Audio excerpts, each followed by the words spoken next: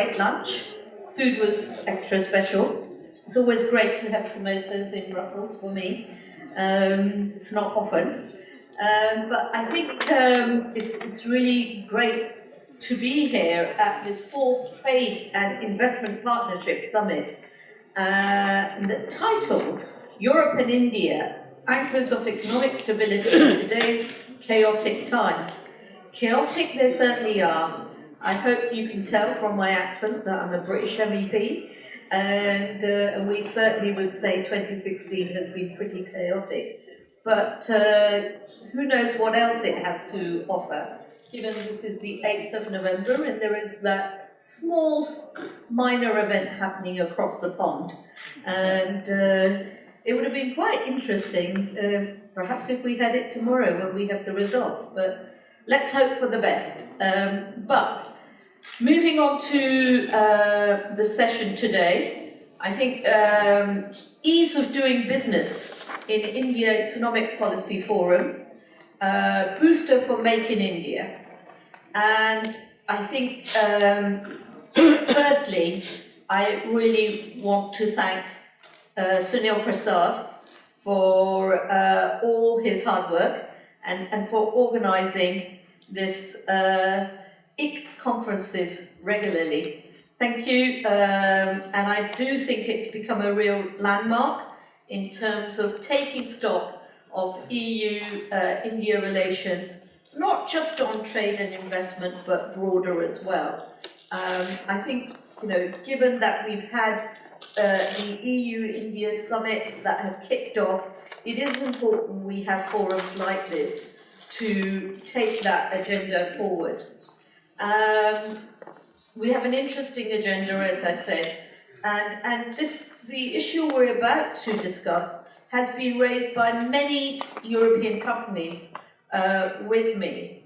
And of course, the Prime Minister of India, Narendra Modi, has made attracting trade and investment a priority. And he also wants to turn India into manufacturing hub through Make in India. So what we're going to try and explore is 30 months into his mandate, does it look like he's succeeding? Whilst I still hear a lot about red tape, but I think it has to be noted a lot has been trimmed too. Issues like getting electricity connections have become cheaper and easier. However, India has slipped in rankings in other fields, such as ease of starting a business or getting construction permits. At least that's what the World Bank's report says in terms of ease of doing business, which was published in October. But if you look at what the Minister of Commerce has said, Mrs. Sitaram, she actually tweeted at the time of the publication of this report, and she said this was mainly down to the fact that very many reforms that had been undertaken were actually after the World Bank deadline. And so I hope that what we will hear today is that statistics don't always reflect the reality. So what I hope to establish is what is the real state of play? And we have a distinguished panel, number of experts, to try and answer these questions. I will not introduce them all at the start. What I will do is introduce them as they're about to speak. But we only have a short amount of time because of the overrun, and we must finish by 3.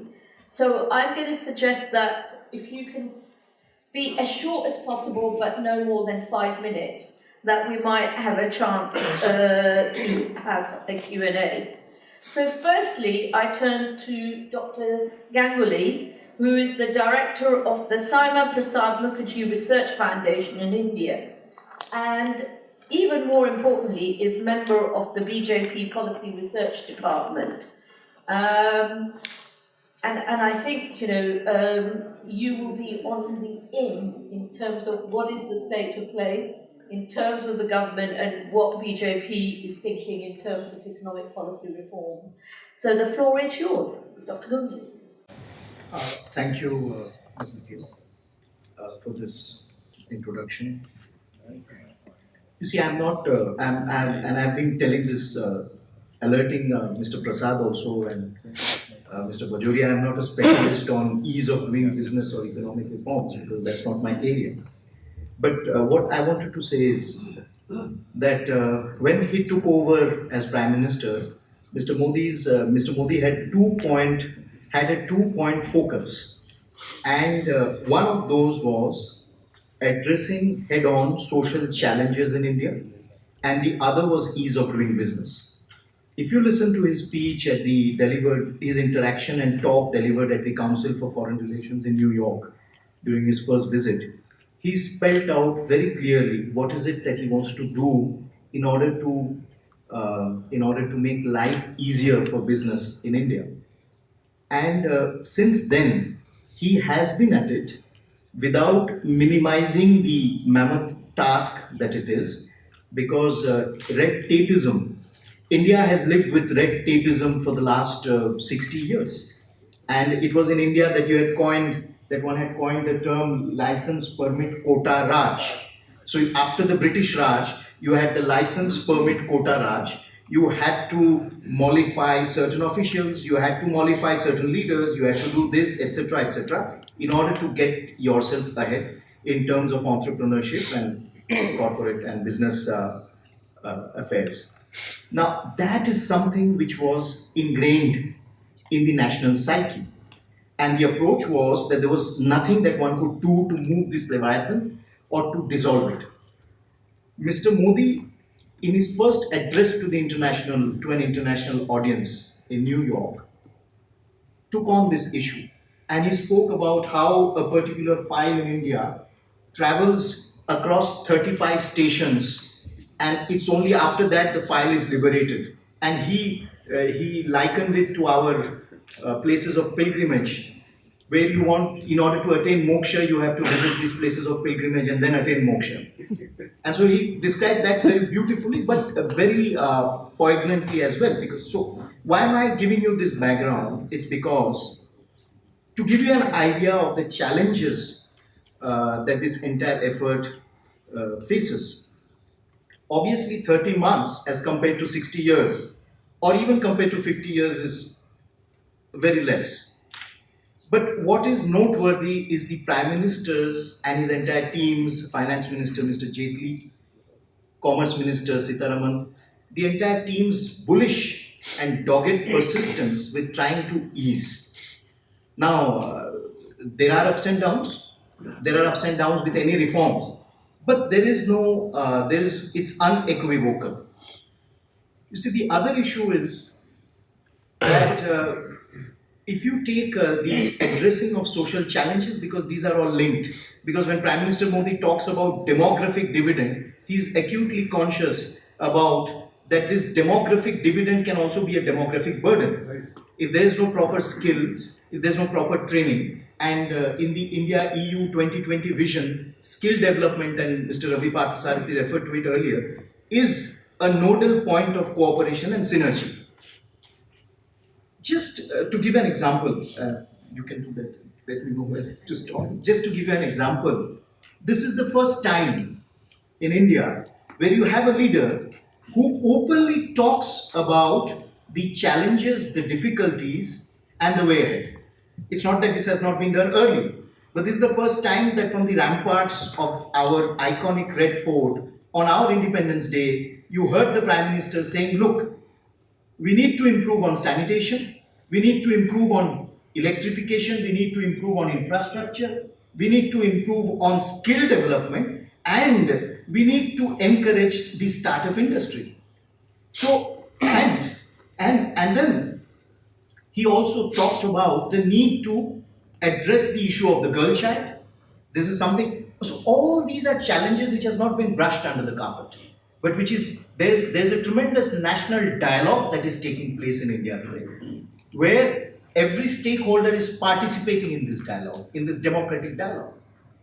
For example, there's this huge social initiative that has been undertaken where through the giving up of subsidy, India also for the last 60, 40 years has been a subsidy society where it was very hard, very difficult to convince the middle class to give up something because there was this sense of entitlement. Over the last 2 years, this sense of entitlement, the Prime Minister succeeded in convincing people like us to give up our subsidy on cooking gas so that a huge number of families, especially women, could graduate from using smoke ovens to the gas, smoke-free gas. So anyway, it's a very interesting time in India, and I just wanted to say that there is this doggedness. It's not that there's always success because there's a lot of entrenchment also, but I think the way is clear, the message unambiguous, and things are moving. It's very good to hear things are moving, and hopefully we will now hear from others on this, but for a European perspective, we have Luisa Santos, who's the Director of International Relations at Business Europe. And Luisa, India over the past year has upgraded its infrastructure, raised foreign investment limits and digitalised approach to registration. All major issues that European companies were raising here. What else does it need to put on its agenda? And would you mind taking the microphone from over there? Thank you. Well, I think we all recognize India has gone way forward since we have Mr. Modi's in government. We tend to, when we go to India, Indians always see India as an elephant. So it moves, it's big, but it moves very slowly. It moves slowly than other countries. Also because India is a democracy. But as we were discussing also this morning, it's not a completely integrated market, as we are not in Europe. So this means that, of course, each of these states has its own policies in a number of areas, including taxation, but not only. So it's very difficult for a democracy, a big country that is a continent, to make fast reforms that we all recognize. The problem we have today is, of course, that the world moves very fast. And this is an issue for India as it is an issue for Europe and for everywhere, other countries in the world. So when we are talking about ease of doing business, when we are talking about investment or attracting investment, we know that Mr. Modi has done of his slogan, "Make it in India," one of his key mottos and one of his key priorities. Of course, India is competing with a number of countries worldwide, as we are in Europe. And companies today, because we have the digital era, it's much easier to move around. So it's much easier for a smaller company, for instance, to use the internet to reach customers in other markets. But of course, this means that we cannot see trade or investment or business the way we saw it before. So today, when we are discussing is a country open or not open, of course, we discuss a lot about that when we discuss about India and the relations between EU and India. And in Business Europe, we're very much in favor of having a comprehensive and ambitious agreement between the EU and India. But when India is thinking of attracting foreign direct investment, it cannot think that you come here to India and you produce everything in India. No, a company, when it goes to India or when it goes to Europe, in a country in Europe, we need to import, we need to export. This means that if we want to attract investment, we need to make sure that the investor is free to import as well as it is free to export. This is critical. And today, this is still not a reality. Because even if we just take the cases of the duties, in many cases the duties in India are relatively low. The fact is that after that, and this comes to the taxation system. You have so many other additional taxes that for an imported product is you have an immediate. So it means that even if I'm paying 10% duties, if I had all the other taxes, at the end I might have 40%. So of course we have already more expensive products, so it's much more difficult for an European product to reach the Indian market at a relatively competitive price. So this is one issue. So GST, it was one of the requests of the European business as it was one of the requests of Indian business, because I mean a lot of these reforms are good for European or foreign companies, but they're also good for India. But now we're discussing implementation. And when it comes to implementation, we understand, because it is a sensitive issue, the moment you have an harmonized tax, you need to make sure that every state does not have a reduction of the amount of money they were getting out of the taxes that they had before. So this is currently one of the issues concerning implementation, is to make sure that the states are not having less money because of GST. But we are discussing rates right now. And again, a number of European products might fall in the category of the higher duty rates, or even considered as luxury products, so subject to an even higher duty rate than the rate or tax rate than the highest tax rate. So this means that reforms are done, indeed, but then we need to make sure they are implemented in a way that really improves the way of doing business in India. I just wanted to finalize with something, because I don't want you to get the impression that we are very negative about reforms in India. No, on the contrary, we see them positively. We know it's not easy to do reforms in India, but India needs also to ensure that this is speed up and that we make India at the same pace of the rhythm of all the other reforms that are going on in the other countries.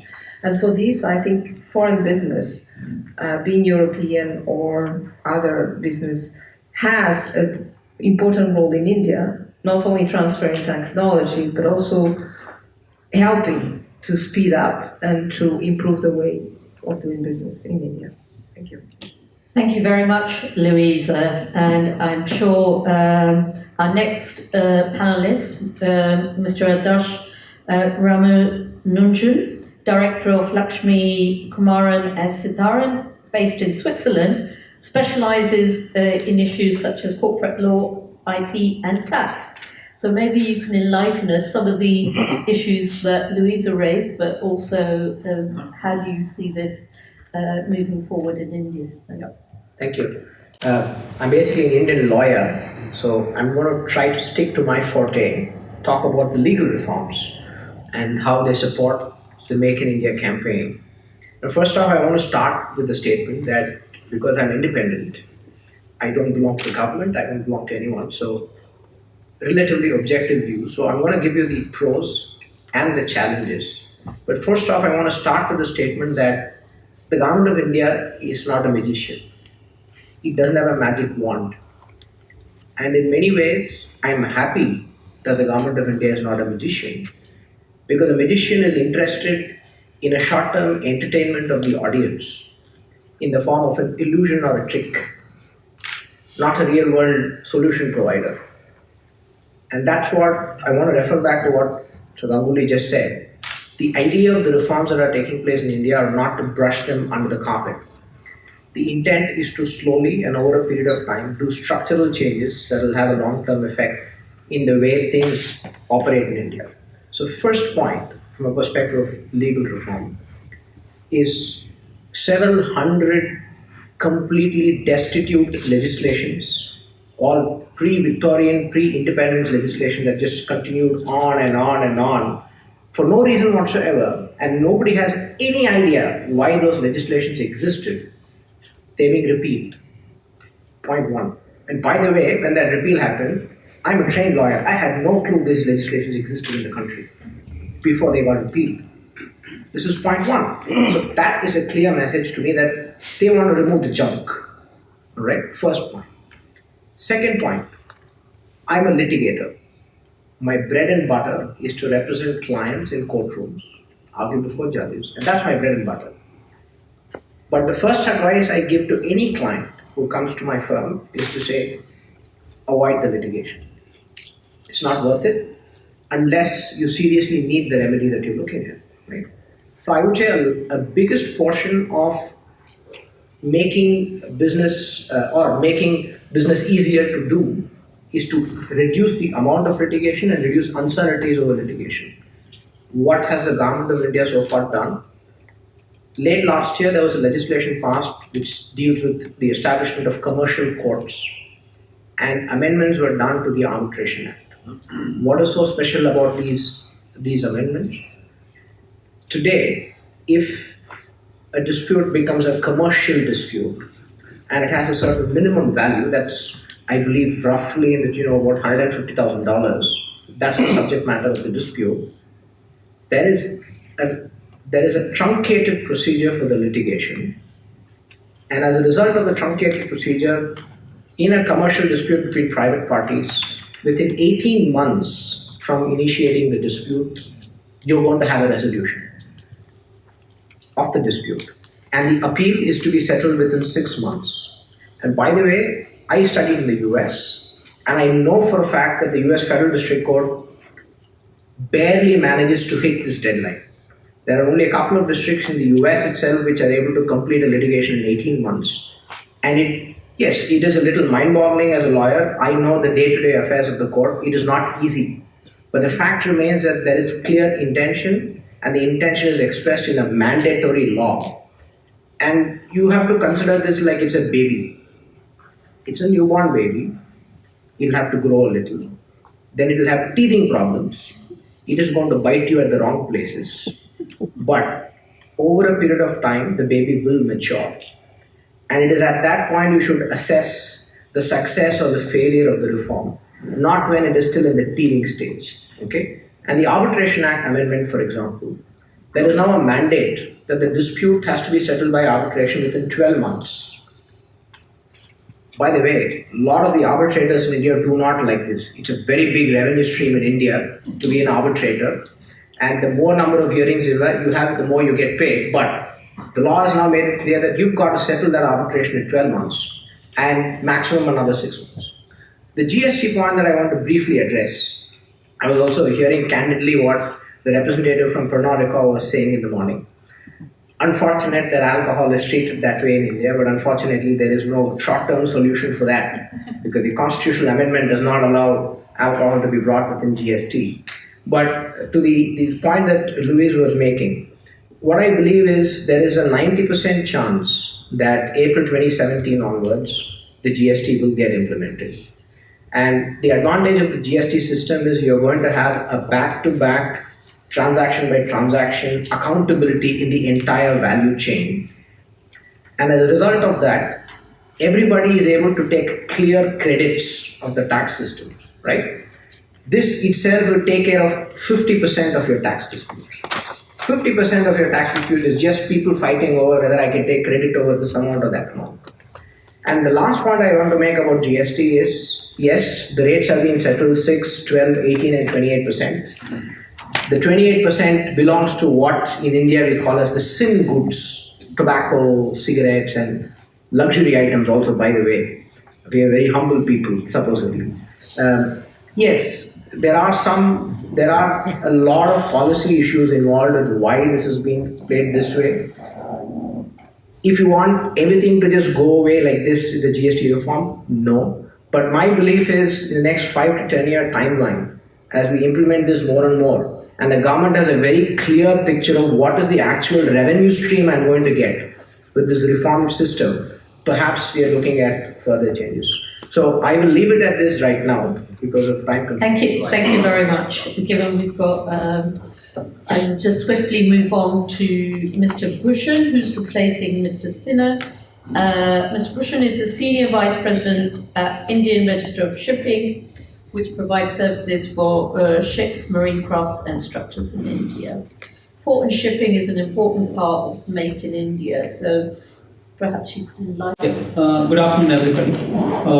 At the outset, just to add on a little to what my colleague had said just now, we also have a whole new Companies Act 2013, which allows you, there's no requirement of minimum paid up capital, and it has a single step incorporation for companies.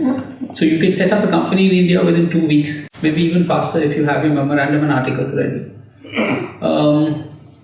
As far as shipbuilding and shipping is concerned, there have been a lot of concessions given.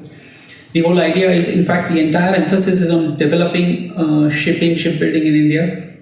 Not only just the shipping and shipbuilding, but more importantly, the ports right across India, major and minor ports. There is an entire huge Sagarmala project also presently being executed. So as far as shipbuilding is concerned, it's been declared as an infrastructure industry.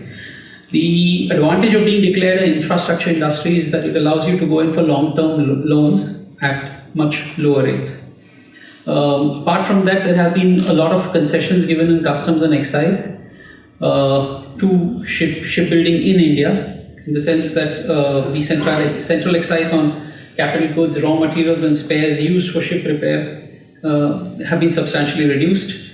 There is a simplification of procedure for exemption of goods procured for shipbuilding and ship repair. And in addition, there is a sincere effort to actually integrate the customs software with that being used in the ports, so that the dwell time at the ports is significantly reduced. So all in all, what I can say is that the government is doing everything in absolutely right earnest. They are pushing ahead with reforms, like you mentioned. There were so many old legislations which people were not even aware of, which have been now put on the chopping block.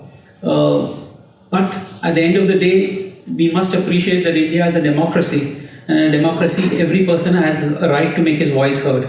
So this inevitably results in some delays because people are going to protest. Different people have different perspectives. And there will be, therefore, delays, but these are delays of a democratic process which should be really appreciated, because that democratic process is available to all, both Indians as well as those who come to India to invest. And the other important thing which I wanted to mention was that with the government pushing ahead for Make in India, the emphasis is not just on Make in India, they are backing it up with Skill India and Digital India. So that when you come to India to Make in India, you have the support of Skill India and you have the support of Digital India. So my only earnest plea to all of you is that it is up to each one of us who is outside of India, who wants to take advantage of all these reforms which have been put in place. Yes, not all of them have been implemented. Implementation does take time, but like she mentioned, we were an elephant. I would like to just change that slightly and say that while we continue to have the solidity of an elephant, we are now developing the combative spirit of the tiger and hopefully the speed of the tiger.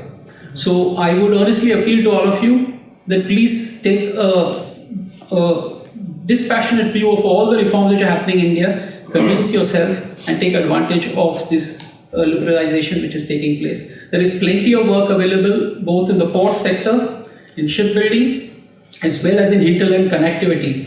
Because having good ports and having widened ports and having modern ports is fine, but hinterland connectivity is just as important.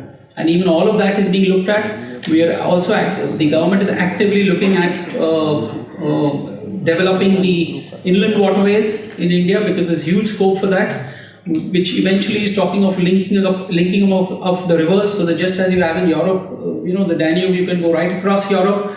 The same thing hopefully we will be able to do in India. There is also plenty of opportunity in coastal shipping, and therefore all in all, definitely things are looking up, and I would urge all those in Europe to take advantage of all the developments which are happening in India. Thank you.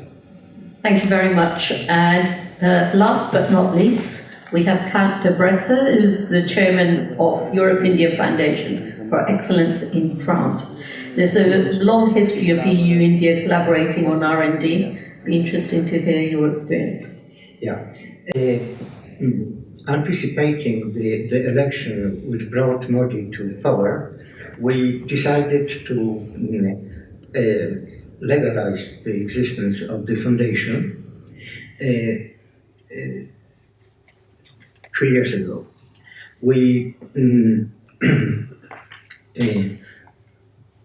decided to focus on skilling India, considering that this is probably the best investment that can be done in terms of return, even if the method of evaluation are extremely difficult. The recent research by Ernst & Young showed that in 2020, 28% of the world population in age of working will be living in India. So it is a huge demographic dividend or the recipe for the disaster. So we had an advantage in launching our initiative. Through the Media India Group, we were a media partner of OECD. And the Media India publications are one of the major sources of information on India. We made a proposal to OECD to work with us to prepare the conference on skilling India, which OECD accepted. Earlier this year, 23rd of May, we had our first European conference on skilling India at UNESCO headquarters in Paris. There were 173 persons attending the conference. 5 Indian states were present, and we signed 10 MOU. One of the states that missed the conference for some bureaucratic reasons asked us to organize for them the discovery mission to Europe, which we did for Odisha government. Odisha government wants to sign an agreement on creating the Center of Excellence 2 days after the conference that we are preparing now for India. Most of you probably have this information, this leaflet on the next conference that will open in 2 weeks, 21st to 22nd and 22nd November, plus 23rd November for B2B meetings and the exhibition, followed by the journeys to different states in India for selected European partners.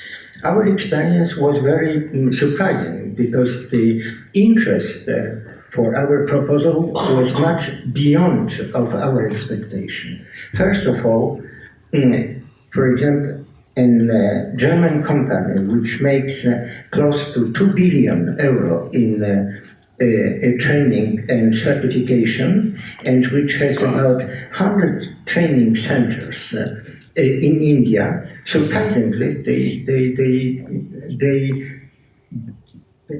said that they prefer to work with us than alone.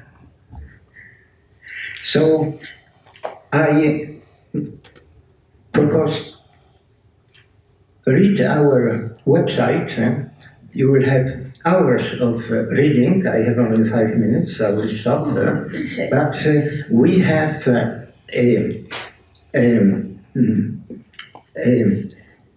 we focus it on 3 countries. Thank you. On Thank Switzerland, you so on Germany, on France. In France, to for wrap example, up now, so sorry. that will be the last. We were offered partnership by the French association biggest association of employers, representing 43,000 enterprises in auto industry, automotive, space, air and rail industries. We are introducing them to India. Thank you very much. Well, there you have some insights into some of the reforms that are taking place in terms of doing ease of business in India. but also a lot more on Make in India and some of the other issues as well. I know we're right up against the time, but if anybody has a question, we're happy to take a question. And I also have to apologise to Shada Islam because I was hoping to be on her Brexit panel, but unfortunately I have to go back to the UK today, so I won't be there. But if you have a burning question on Brexit, you can ask me that too. But I don't want to steal your thunder, so I will leave that. But I think perhaps what would be useful, just very briefly, Dr. Ganguly, if you could say something about how are these reforms being, let's say, received by Indian businesses? And are they buoyed? And maybe any one of you, I just wanted to make one point, and that was because Mr. Ramanujan brought out a very important point regarding the repealing of obsolete laws. The Niti Aayog that Mr. Parthasarathi was referring to, which is the upcoming think tank, and Dr. Bibek Debroy and myself, we have made it this to spread this information of the repealing of obsolete laws. That itself is symbolic that we are trying to break out of a certain mindset. Number one. Number two was obviously the passing of the GST. It was basically a national movement in India. If some of you had followed it, it was a national movement. The way the ruling party, the government, reached out to the opposition and days on end, and then it came about. So that is also symbolic of the spirit, the attitude towards reforms that the Narendra Modi government has. It's going to walk the extra mile to reach out and to get things done. Just to answer your question, the short answer is that mixed reaction, because some companies are very happy with reference to the change, at least in the attitude compared to the past 10 years of governance. But some of the companies are now facing what I call the teething issues, because you have a vision from the top, but you've got several ministries, several departments, several bureaucrats. That's not reached down there yet. So they're still retrenched in the older attitude, so they are facing some biting issues right now. One small clarification, which I think there was some concern about the GST. Some states getting less. The central government has assured all the states that for a period of 5 years they will be compensated for whatever revenue. So if there is a revenue shortfall on GST for any state, they will be compensated by the central government. This assurance has been given by the government to all the states. So I think the GST compensation issue is not an issue. And the GST bill, just for the record, was passed unanimously when it came up. Because like Dr. Ganguly mentioned, it was reached out to all the opposition. At the end of the day, everyone welcomed it. So I think this is one single biggest reform which would help India a lot in the years ahead. And come April 17, I'm sure it is going to be implemented. I have a question. Please, Ravi. Is there somebody with a... Thanks, Neha. My question is to Mr. Ganguly. We are hearing all these reforms, but one major reform which is needed in India badly, we have not heard about it, and that is the accountability of the bureaucracy. What is being done? Thank you. Mr. Chairman, you're absolutely right. You see, I'm extremely optimistic that because essentially the basic reform that is taking place in India is a reform of the mindset, and all dimensions, all levels are undergoing that reform. What I can see is that Prime Minister Modi works with the bureaucracy quite differently, like he had done in Gujarat over a period of 13 years. And if you see, he himself undertakes what we call the Pragati. Every fortnightly, there's a review of the major projects in all sectors that the Prime Minister, along with his Principal Secretary and the concerned ministry and department, reviews. The bureaucracy is being held accountable in India. They are being given deadlines, they are being given projects, they are being given assignments which they have to be accountable to the Prime Minister and to the entire cabinet. So this itself is a major step. For those who know how the bureaucracy in India functions, which is a boon of the British civil service, obviously know how difficult it is to finally get it over. But there are minds with the Prime Minister in the lead who are talking of administrative reforms also. But I think that will come in the next phase. The rumblings have already started with the approach to bureaucratic performance. If that satisfies.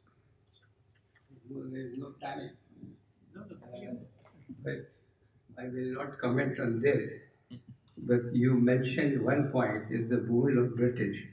But I want to remind you and the audience, actually it is India which gave the bureaucracy to the British and they refined it. So why the British, the India was for last 10,000 years has never been one country. Last time it was one country was under King Ashoka. Second time it is under the bureaucracy. That's the credit to the bureaucracy.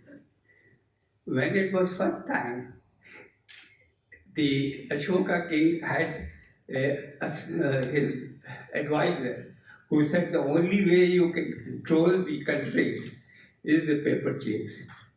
And that was the origin of bureaucracy in the world. That was last BC when Ashoka was there. So I wanted to correct you.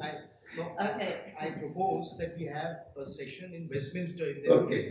Now we're discussing British bureaucracy and Indian bureaucracy. Right. I'm going to try and get back onto schedule, and I know the earlier sessions have all overrun, so I think it's important that we leave this discussion here. And could I ask the audience to thank the panel in the normal way for being here, and thank you also for your questions. Yes.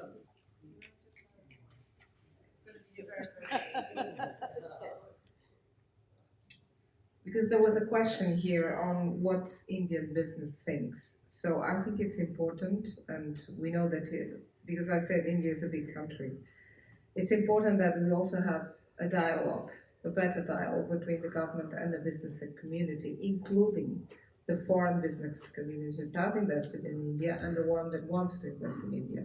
And it's very important that there is this engagement, because it's very nice when politicians speak to each other, but then they need to listen to the reality as well. Thank I you. think that engagement is there much more than it Yeah, was I'm in the going to past. let you do this bilaterally now. Okay, I think it's important, and maybe in the next sessions you can take it on board. Can I please ask you to thank the panel and you can move on to the next session. Thank you everybody for being here.